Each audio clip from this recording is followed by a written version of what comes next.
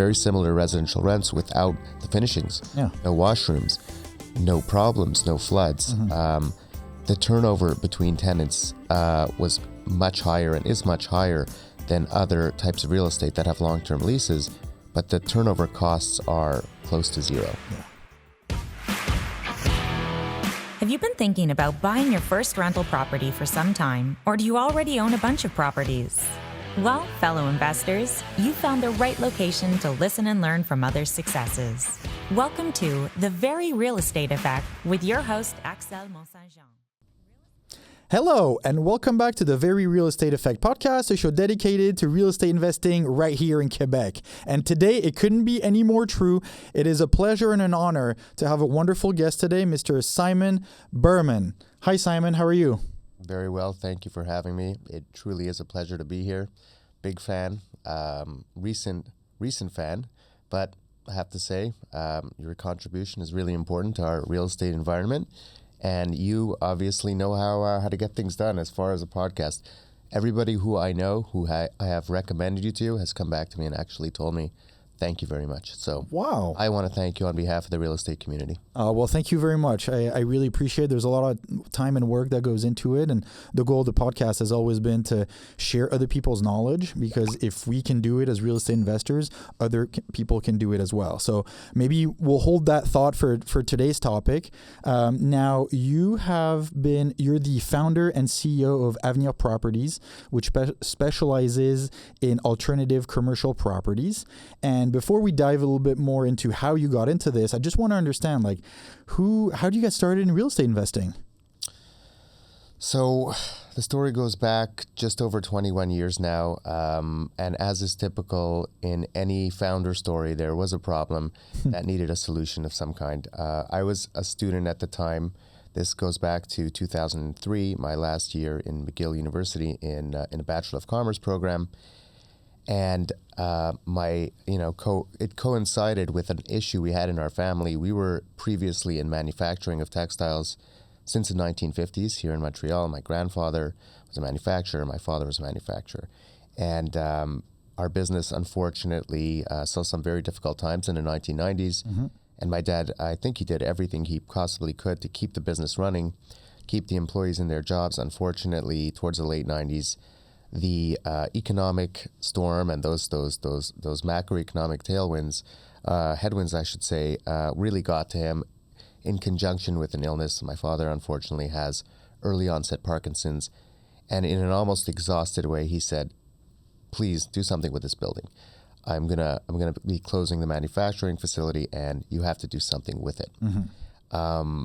At the time, being a student and knowing nothing of real estate, my instinct was to just put it onto the market and sell it and move on with our lives. And that is exactly what I tried to do. I was unsuccessful in selling the building, looked at leasing it. We looked at converting it to condominiums. This is, again, the early 2000s, that was pretty novel, especially in industrial to residential conversion. But I had seen these cool New York lofts, and not knowing anything about it, thought that would be a good idea. But in hindsight, of course, I realized the difficulty of that, and the building was totally inappropriate for that. So that, of course, failed as well. It actually failed at the municipal level when they told me that they would never let me do that. Yeah. And I continued searching for something to do with this building, all the while having the building on the market, receiving offers that I thought made absolutely no sense for such a large piece of property in the middle of the city. It's the early 2000s when real estate was very much not in favor. It certainly wasn't trendy, and it was actually quite unprofitable in Montreal, in particular commercial and industrial. And I should tell a little story. I have a business partner today, and his father used to tell people that leaving properties to your children was child abuse.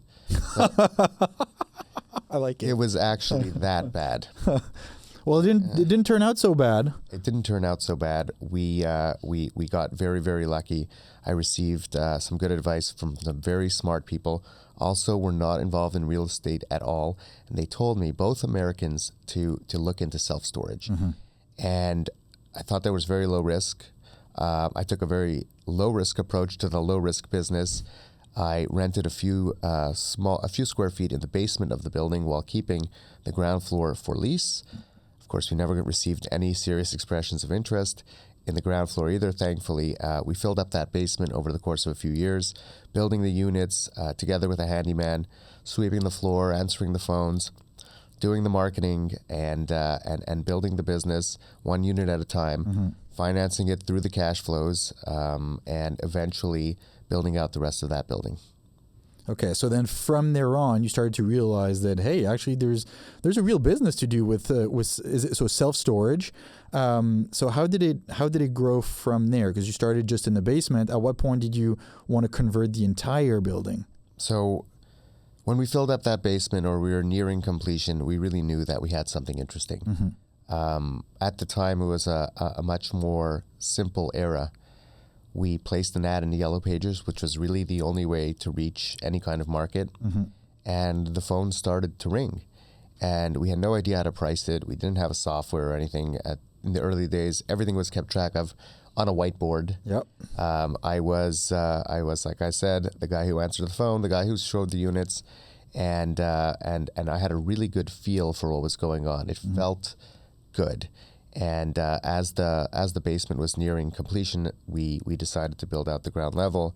A few years later, after we had filled up the ground level, still being very apprehensive, we decided to expand the building further and add some space on top of the building. It was it was a single-story concrete building.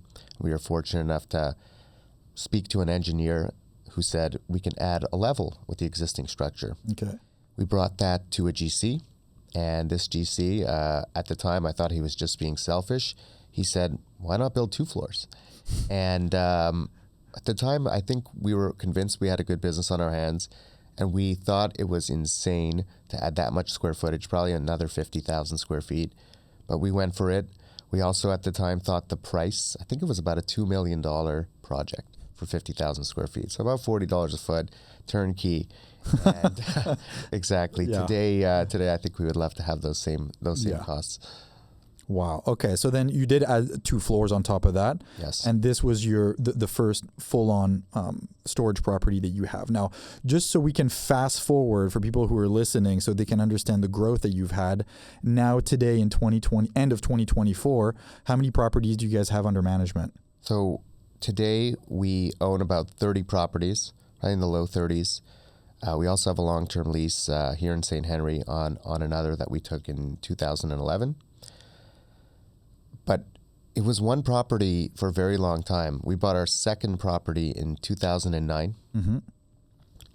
Our third project was a lease in 2011 that we started in 2010.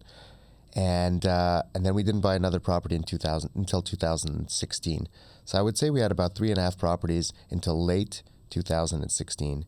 And in 2016, we started speaking with like-minded people that ended up becoming our partners. Yeah.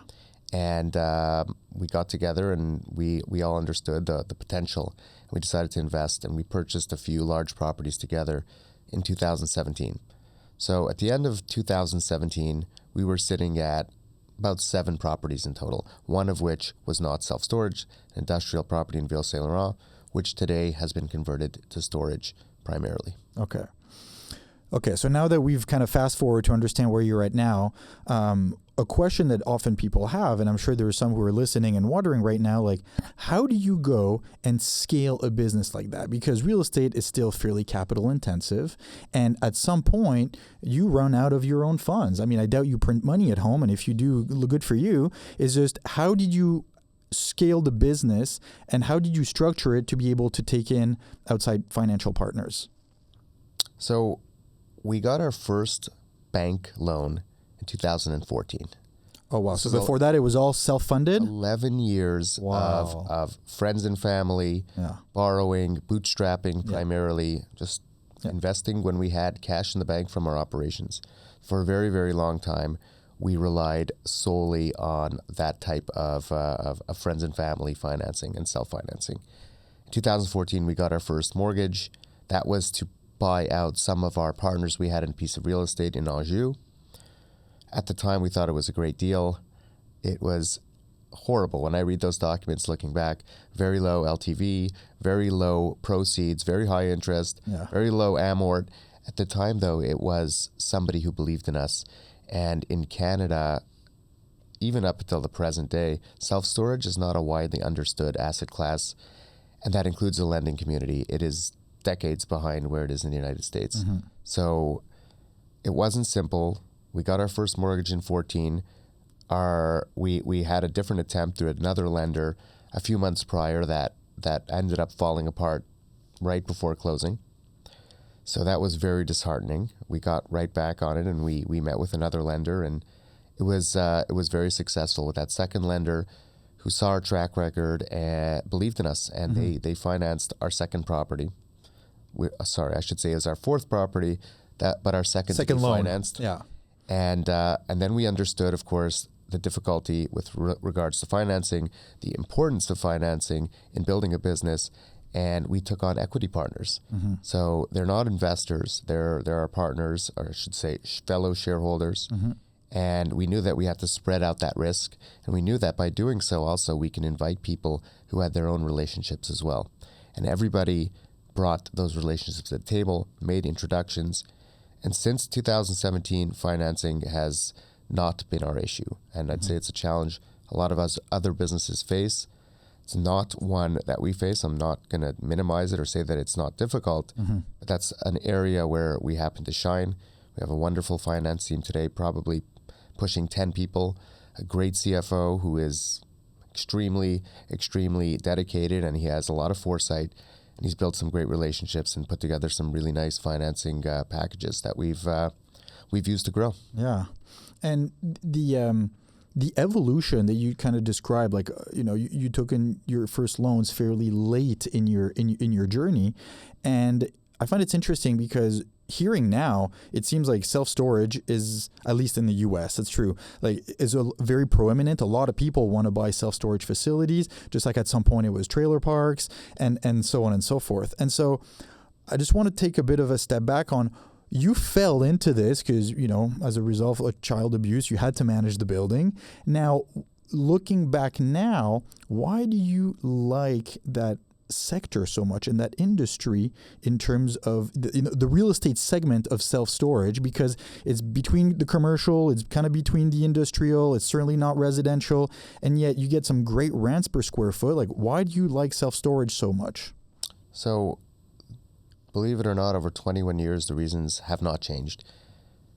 I first got those pieces of advice in 2003, and I ended up turning it into a school project for credit. I studied the industry, and there were certain things that jumped out as very appealing.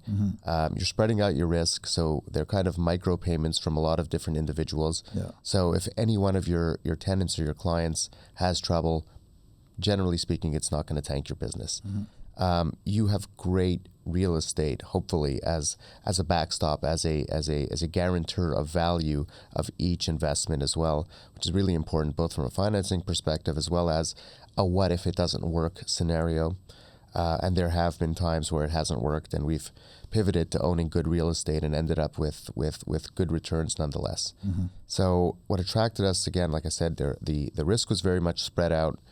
The rent per square foot was very, very high. Even at the very beginning, it was comparable to a residential apartment. And today that trend has held very much true in Montreal. The same, sometimes a little higher, sometimes lower, depending on your neighborhood. Very similar residential rents without the finishings. Yeah. No washrooms, no problems, no floods. The turnover between tenants was much higher and is much higher than other types of real estate that have long-term leases. But the turnover costs are close to zero. Yeah. We have to pass a broom, occasionally paint the floor. But when a tenant moves out, there's very little to be done to prepare for that next tenant. And it stays relevant. And this is something that I've learned by being involved with the office sector for a long time. You need to refresh those properties regularly. Lobbies, common areas, there are strategies behind office leasing, and the individual premises themselves are very expensive and very custom. In self-storage, that square of concrete with metal walls has not changed at all in the last 21 years. And in many instances, some of those early builds that we did are still in perfect condition. So It's easy, it's maintenance free, and the business is as good as you want to kind of invest in it as far as making it complex. But at the very basic form, anybody can run one of these. It gets more difficult when you have 2 or 22. And in our case, we have 23 self-storage locations today. Yeah. It takes a little bit more organization and planning, obviously, as you scale. And in terms of the asset class, it also really does correspond to trends that we see in society where people consume more and more. They buy stuff and then they want to keep it and they just want to store it somewhere. I'm sure you have some horror stories of some of your units, being full of shoes or other random stuff that people don't touch for years and yet they keep paying for it. That's the consuming society in which we live in, sadly, really does propel your business and sustain that growth. So that's absolutely correct. I wish our biggest problem was finding a room full of shoes. We found some very strange things in there. Sure. Very illegal things. We've found people doing interesting things in these units. People are using these for all kinds of reasons. Yeah. Overconsumption is certainly, something that we deal with in North America. The industry is 90% plus North America globally. So at least says a lot. 9 out of 10 of every one of these things is in the U.S. or Canada. And of course, the U.S. has a lot more supply per capita than we do. Mm-hmm. And if you look at it on a macro way, we do consume more than other people do around the globe.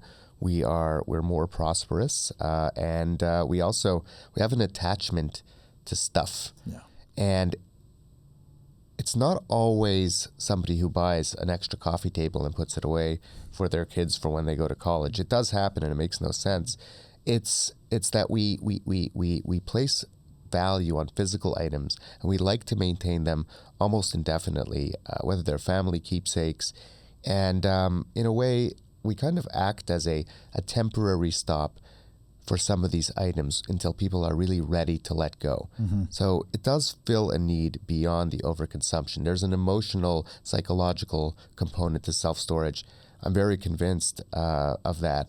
Every year, my biggest worry as I was building this business was, when are people going to stop using this? Yeah. Has it ever happened? Certainly not. I'd say there's been no year where we haven't both increased the supply as well as the price. Mm-hmm. So that means there is strong demand, and I think there's much more demand today here in Montreal to be fulfilled, and I think we're going to continue to grow as a result of that. It's not always consumption. There is an important small business element as well. Yeah. Say somewhere between 25 and 33% of our clients are small businesses. And this is a way that they can have a flexible warehouse. Yeah, a solution to your space problem. Mm-hmm. So all kinds of individuals and businesses have a space problem. Even large businesses that have hundreds of thousands of square feet, they grab a unit for one reason or another. Mm-hmm. There's a real need within society. And the fact that it's extremely short-term in nature convinces people that they should probably take it and deal with it later. Fortunately for us, when most people think it'll be 3 or 6 months, it ends up being sometimes several years. Yeah. Now, as you talked about supply and demand, I'm sure over time, being known as a serious buyer, a lot of properties have been offered to you.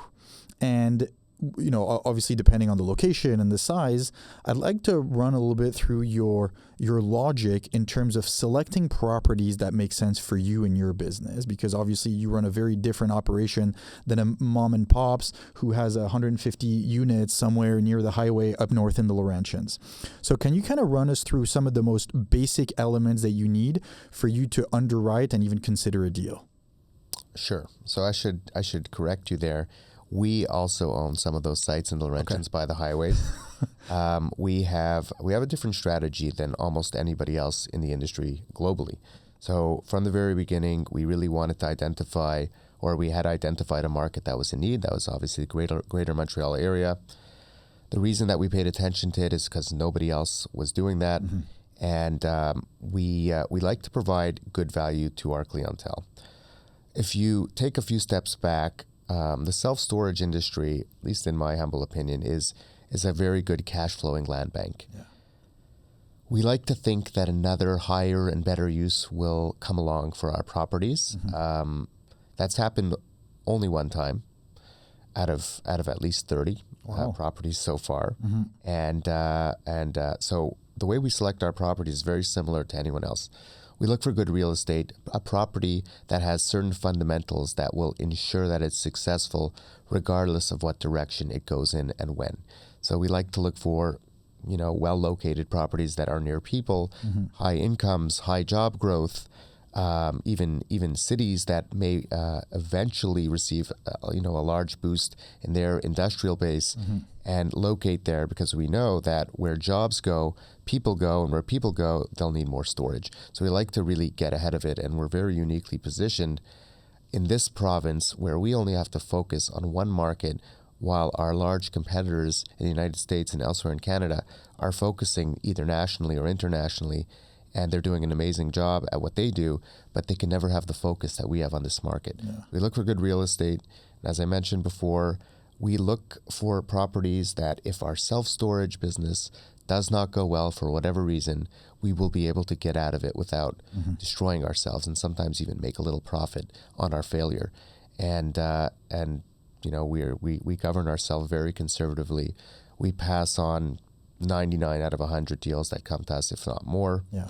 We've got a wonderful director of acquisitions who handles that as well for us, and she's been transformational since she joined us. So we're very conservative at what we look at. We like to buy good value. Like anything else, it's more likely that you'll have a good return if you pay less for the asset. Operations are key, but it's very helpful to buy something for maybe half of what your competitor would buy it for. It gives you a real advantage, and it allows us to put a good value in front of the consumer. If we have a low-cost base, we renovated it in a smart way, we operate it in a smart way, we can have lower prices and really please our customers. And as a result of that, have a good reputation and do it again and again and again. You bring up a very good point when it comes to the local market, and I'll consider all of Quebec as a local market. Talking to other thought leaders in the real estate space, especially coming from the rest of Canada, often the message I get is, yeah, but you guys in Quebec, it's a bit different, and we'd love to invest over there. You have some good fundamentals, but Quebec is a province that scares a lot of people away. Do you feel like over time, it's giving you a bit of a stronghold and an advantage in knowing your local market so much and preventing some bigger players in the competition from entering Quebec? Certainly. There's a moat around this province that we've placed, and a lot of the rationale actually makes a lot of sense. We're protecting our culture, and as a result of that, we have different legal framework, language issues, which for us as products of this environment are second nature. So we have no issue with that, but I understand why other people do. And if I'm a large U.S. public company and I'm looking at 50 different metro areas to invest in, fundamentals could be good in a lot of them, and Montreal might not be your first choice. And we figured that would be prevalent, and we've exploited that moat. We've had a lot of pressure to leave Quebec. And I keep telling my partners that we don't really have a discernible advantage outside of here. We might understand this business, we might be smart, we're well capitalized, but why don't we take all those advantages and apply them in a place where there's less competition as well? And that will really de-risk our business. So it's not intuitive, but we focus on Quebec to de-risk our business, whereas other people look at Quebec as a risk to their business. And I think our strategy has proven itself over time to be correct. Definitely. And the local knowledge is absolutely key. And some of the other big groups and your competitors will probably pay big bucks to have that local knowledge, connections, and network that you've built over time. As we're getting towards the end here, I'd like to finish on I wouldn't say a funny note, but on a very real, concrete example. And I was wondering if you could share maybe something that happened, an obstacle that you had on one of the last deals that you've been doing, something that might have seemed kind of deal-breaking, and how you overcame it.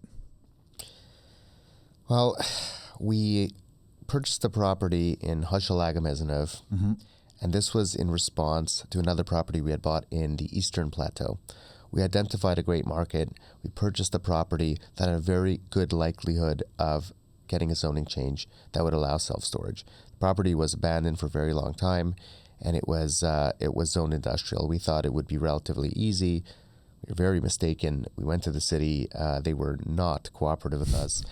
They encouraged us to submit all kinds of proposals, which included kind of sweeteners for the municipality, for the neighborhood, which we did, and we exhausted that, and it took us years. Yeah. And eventually we decided that that was not going to be fruitful, and we were fortunate enough to find another property not too far away in Hochelaga-Maisonneuve, also undersupplied market. We bought it. Mm-hmm. We knew that it was physically in very rough shape. It was built in the 1800s. Oof. Beautiful property. I mean, we really fell in love with this thing, the bricks and the wood and the steel, and it was really a gorgeous building. And we thought it would be relatively easy to convert. We did all the standard inspections, and as it turned out, we should have done some inspections that were much more than standard. We spent some time and effort renovating the property into self-storage, all the while seeing our cost estimates rise astronomically. Mm-hmm. And we knew that we could have had a pretty decent business, but we also knew in the back of our mind from the time of acquisition that there was residential zoning. Okay. And we put out a few feelers, and we found someone else who fell in love with the building. And today, that property is being converted into 100 or so apartments. Oh, wow. And I was actually invited to come and tour the finished product in January. We ended up getting out of that property with a multi-million-dollar win when it looked at the time that we would actually hemorrhage millions of dollars. So like I had said earlier, we look at properties that we could find a way out of without really losing our shirt. And as a result of that, a careful selection process, even something that could have turned out really badly turned out okay. So I can't say that I extricated ourselves from that in a conventional way by overcoming anything. I actually kind of pulled my emergency parachute and got off of that one and ended up surviving. There's quite a few of those that have happened over the years, and I guess that's a conversation for our next visit. Yeah, for the next episode. And I like what you said in terms of how you were able to change it around, because one of the big things in real estate is that we have to have multiple exit strategies. And obviously your primary is to operate the property, but if you can't, you need to be able to flip it back to somebody else, whether to do some industrial lofts, whether to convert into residential. Given the location, it's really important to know, like, if this doesn't work out, what's my plan B, C, and D? And that's a good testament of your management to be able to get out of it, because it could be some very costly mistakes. Oh, we've set ourselves up in such a way that we can execute on plan A, B, C, and D. We're fully vertically integrated. We have our own construction business. We do our own management. We do our own property sourcing. We have in-house legal, HR, pretty much everything that a very large real estate company would have. We put in place very early on. So we have those institutional capabilities, which were very expensive to pay for until we had actually grown into them. But we're very happy that we put those in place. And that's something that getting together with some extremely smart and experienced people in 2017 allowed us to do, which was have that breathing room and really lay down at the foundation of the future that would allow us to have a less risky business venture with each property acquisition.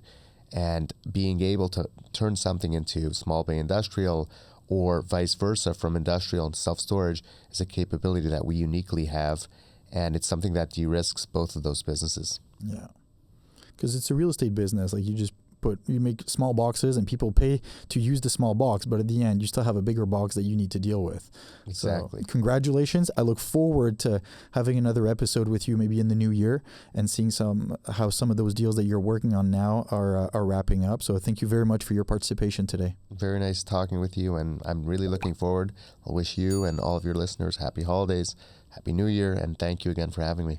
Thank you very much. It's been a pleasure. And for everybody who's listening, as usual, share this episode with a friend who could benefit from this conversation, who might be interested in self-storage as a real estate asset. Listen to this. And as usual, research your market, make some offers, and I'll talk to you next week. Thank you.